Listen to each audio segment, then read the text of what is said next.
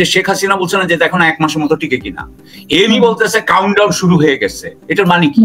যে বিদেশে কি হয়, আগে তদন্ত করে সে কার সাথে কথা বলেছে, এবং যদি আপনার কাছে যথেষ্ট পরিমাণে থাকে, যথেষ্ট পরিমাণে সাক্ষ্য প্রমাণ থাকে যে না এখানে তদন্ত করার দরকার আছে, তখন তারা মানে উনাকে প্রশ্ন করতে চায়। হ্যাঁ, মানে ওরা কিন্তু তদন্ত করে প্রশ্ন করতে চায়। আমাদের এখানে পুলিশ করে কি আগেই প্রশ্ন করে তারপরে তদন্ত শুরু করে বলে আমার মনে হয়। আপনি যে দেশে আছেন সেখানেও কিন্তু আগে তদন্ত করে তারপর পুলিশ যায় প্রশ্ন করে, পুলিশ গ্রেফতার করে। নির্বাহী ম্যাজিস্ট্রেট যিনি তাপসী তাবাসসুম উর্মি, তিনি যে কথাটি বলেছেন সরকারি জবে থেকে আসলে উনি এই কথা বলতে পারেন কিনা, উনি যে স্ট্যাটাসটা দিয়েছেন একজন সাধারণ নাগরিক হিসেবে যদি উনি দিতেন তাহলে প্রতিক্রিয়া কেমন হওয়া উচিত ছিল, আর উনি যেহেতু সরকারি জব করেন সেখানে প্রতিক্রিয়াটা আপনি কিরকম, কি বেশি রিঅ্যাক্ট হয়ে গেছে বলে আপনি মনে করেন কিনা, নাকি এটা নিয়মের মধ্যে পড়ে? না জি, ধন্যবাদ। প্রথম কথা হচ্ছে যে আপনি বাংলাদেশ সরকারের কর্মরত অবস্থায় আপনি প্রধান উপদেষ্টা বা যিনি সরকার প্রধান বা রাষ্ট্রপ্রধান বা প্রধান বিচারপতি তাদের নামে করে তাদেরকে উল্লেখ করে কোনো সমালোচনা করতে পারবেন না।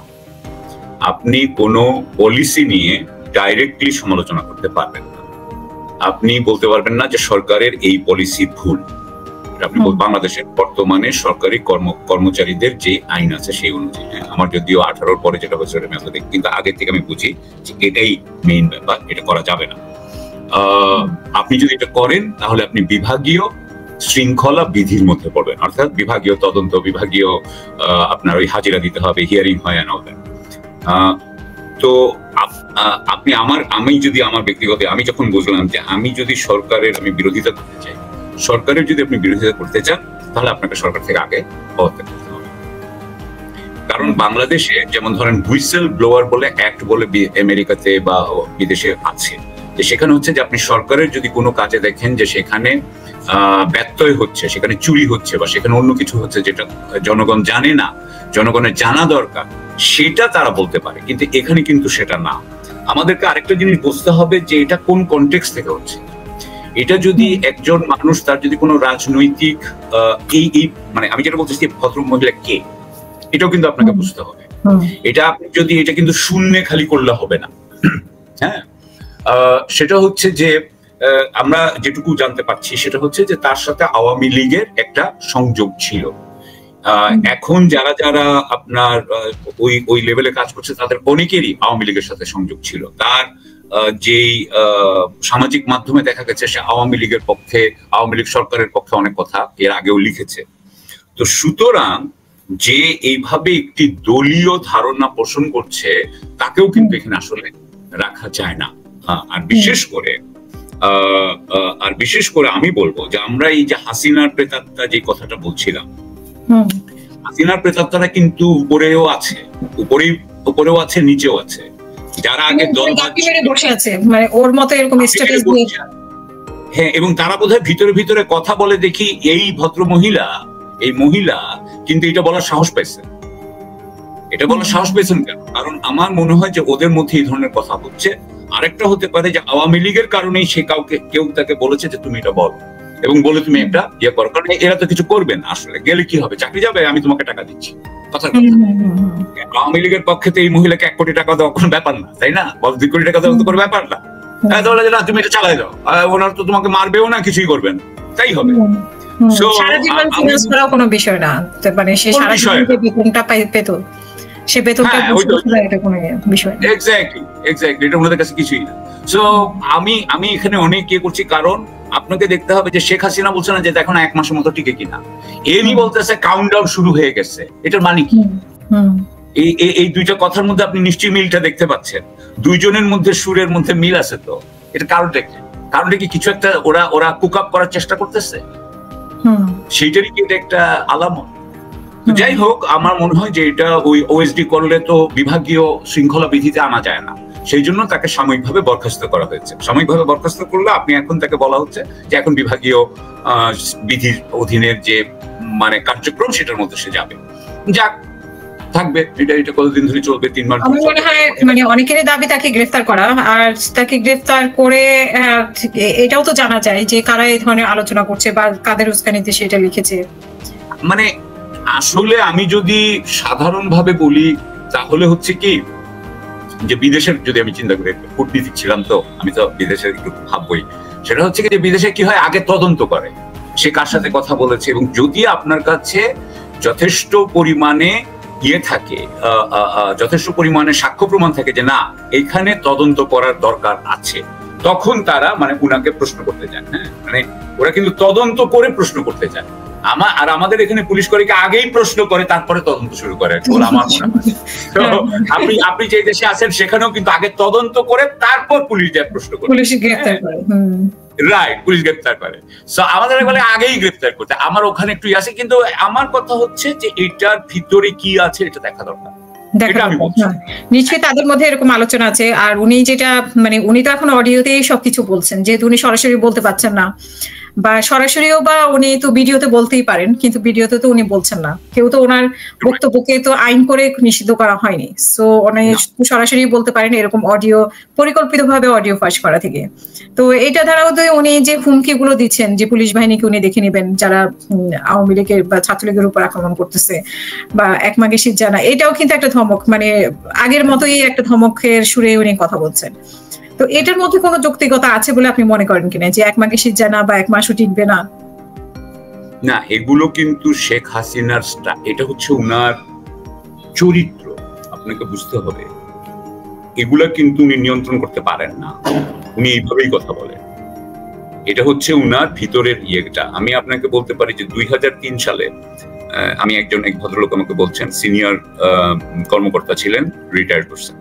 তো উনি আমাকে বলতেছেন যে 2003 সালে ঈদের আপনার হয় না, ওই যে ঈদের পুনর্মিলনী হয় ঈদের দিন বা তখন উনি ছিলেন বিরোধী দলীয় নেত্রী শেখ হাসিনা। তো তার কাছে যে এই কর্তা মানে অবসরপ্রাপ্ত কর্তা যে বলছে যে নেত্রী বিএনপি যা করে করুক, কিন্তু আপনারা যখন ক্ষমতায় আসবেন আপনারা কিছু করেন, প্রতিশোধ করেন। এমন বকা নাকি শেখ হাসিনা তাকে দিছে, বলে কি আমি হয়ে নেই, আমি দেখে ছাড়বো এদেরকে, সবগুলাকে আমি খেয়ে ছাড়বো।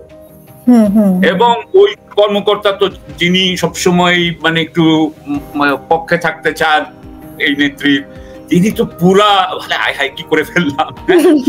আসলে আমি বলতে চাচ্ছি যে ওই যে দেখতেন না, বলতো না যে কি বঙ্গবন্ধু নিয়ে বলছে লন্ডনে হাটে হাত ভেঙে দিতে পারো না, এরকম আপনার কোথায় জানি এরকম উক্তি আছে।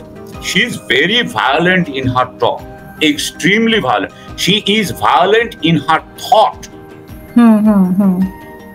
একটা প্রবলেম সলভ করার ব্যাপারে উনি মনে করেন ভায়োলেন্স দিলেই প্রবলেম সলভ হয়ে যাবে। এভাবেই 15 বছর পরে মানে যেটা সর্বশেষ দিয়ে উনি ধরাটা খেলেন। হ্যাঁ, বললেন সর্বশেষ যেভাবে, সর্বশেষ মানে উনার এটাই হচ্ছে ভায়োলেন্স। হ্যাঁ, উনি আর কিছু বুঝেন না। সো সেই জন্য আমি মনে করি যে এই যে কথাটা উনি বলতেছেন এটা আস্ফালন অবশ্যই, কিন্তু এইটা উনার ইন্টেনশন, এটা উনার নিয়ত, এটা চান, উনি আল্লাহর কাছে এইটাই প্রার্থনা করতেছেন উনি আবার আসুক, এসে তারপরে আমি পিটাবো সবগুলাকে। আপনার মনে আছে যে সাংবাদিকদের উদ্দেশ্যে বলেছিল যে এই টেলিভিশন গুলো আমি অনুমতি দিয়েছি, আমার এই মতো গেলে আমি বন্ধ করে দিব, এরকম ধমক তো ছিল। এই দেশ মনে করেন এটা উনার, এটা উনার, এবং উনার পরে এটা উনার ছেলে মেয়ের, এটা তো উনি মনে করেন। সেখানে কারো কিছু বলার নাই। না না না না, এই ব্যাপারে উনি আপোষহীন। এবং যেভাবে আইন করে তারেক রহমানের বক্তব্য উনি বন্ধ করেছিলেন, মানে একটা উনি তো দেশে নেই, উনি তো বক্তব্য দিতেই পারতেন, ওনার সোশ্যাল মিডিয়া হোক বা যে কোনো, সেটাকে আইন করে বন্ধ করাটা কতটা যৌক্তিক বলে আপনি মনে করেন? না না, আবার বলছি, আপনার কাছে মনে হবে এগুলো খুবই অযৌক্তিক, এটা গণতান্ত্রিক, এটা তো গণতান্ত্রিক না। কিন্তু আপনি যদি উনার মেন্টাল ফ্রেমটা চিন্তা করেন, যিনি মনে করতেছেন যে এই দেশটা উনার বাবা উনাকে দিছে, উনার বাবা এই দেশটা বানাইছে, ওনার বাবা এটা উনার, এবং ওনার পরে ওনার ছেলে মেয়ে হবে, তারপর তাদের ছেলে মেয়ে, এটা উনি মনে করেন। তো সে তো আইন করতেই পারে যে তারেক রহমান অন্যায্য একটা আমার কি বেআইনি ভাবে ক্ষমতা নিতে চাচ্ছে, কারণ বেআইনি তো সবকিছু উনার বাইরে সবকিছুই বেআইনি, আর উনি যা বলবেন সেটাই আইনি, উনি তো এটাই মনে করেন।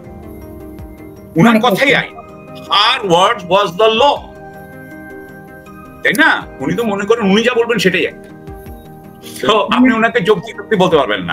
এই সমস্ত জিনিস শেখ হাসিনার কাছে খাটে না।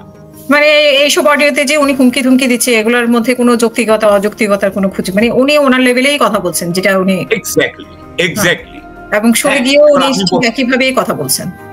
এক কথা বলছেন উনি সবসময়, এটার আপনি বলতে পারেন যে উনি ওনার কর্মীদেরকে সাহস দিচ্ছেন, হ্যাঁ বলতে পারেন। উনি কিন্তু ন্যাচারালি কি অ্যাগ্রেসিভ নন, উনি কি ন্যাচারালি ভায়োলেন্ট নন? অবশ্যই উনি ভায়োলেন্ট ছিলেন সারা জীবন। আপনি ওই যে আমার ফাঁসি চাই মতিউর রহমান রেন্টুটা পড়ে দেখেন, হ্যাঁ, বা অন্যান্য যারা কথা বলেছে পড়ে দেখেন, জেনে দেখেন। আমার কথা হচ্ছে যে হ্যাঁ, এর পিছনে কি ভারতের থেকে উনি যে সমর্থন পাচ্ছেন সেই সমর্থনে উনি কি উজ্জীবিত হয়ে উঠছেন না? হয়তো বাংলাদেশের ভিতর থেকে আমলাতন্ত্রের ভিতরে ভিতরে কেউ কেউ তাকে জানাচ্ছে, হয়তো আর্মির ভিতর থেকে কেউ জানাচ্ছে, ইন্ডিয়ান র এর সাথে কথা বলছে, এগুলো থেকে উনি উজ্জীবিত হচ্ছেন না? হতে পারে। না হলে উনি কাউন্টাউনের কথা বলছেন কেন? আমি বলবো যে এগুলো কোনোটা কি আমি হালকা ভাবে নিব না। হালকা ভাবে তো কিছু নেওয়ার নাই রাষ্ট্রের ব্যাপারে, এখানে 17-18 কোটি মানুষের ব্যাপার। কিন্তু উনার এটাই হচ্ছে উনার স্টাইল, এটাই হচ্ছে উনার এটাই উনার চরিত্র।